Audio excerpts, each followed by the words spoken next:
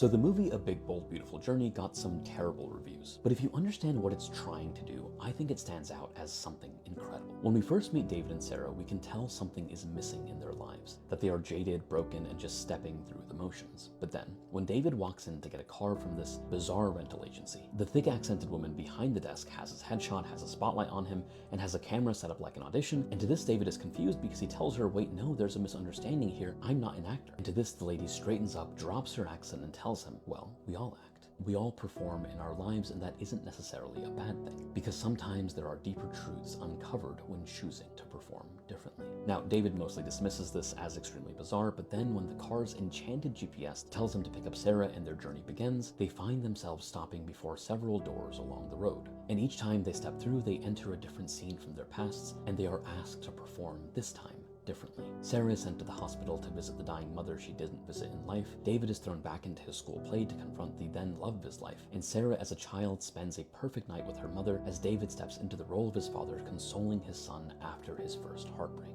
And as they are overcome with the emotions of reliving all of this, David calls Sarah brave. But she fires back that no, this isn't brave because none of this is real, none of this happened this way, we're pretending. And here David remembers what the car rental lady said about pretending, about performance. Look, this movie presents us with two characters that are so stuck in their negativity and self-defeatism that no rational conversation would have helped them. They are convinced that the sum total of their experience has led to their misery. And so the only way to get them to snap out of that, to fix them, was to have them abandon rational process and embrace absurdity. And in that lens, have them reevaluate and relive the very moments they remember as so horrible. Because, again, perhaps in performance there is a truth that authenticity itself is uniquely blind to. And so it's this performance, this absurd reevaluation of their lives that allows Sarah to accept that she is not the sum of her mistakes and that she is allowed to choose happiness. And allows David to accept that his shortcomings don't define him and that he can still hope. Look, is the movie sappy? Is it predictable? Yes to all of those things. But it's also making the point to all of us who may be jaded with our lives that if you force yourself out of the monotony and begin to really wholly reflect on your past,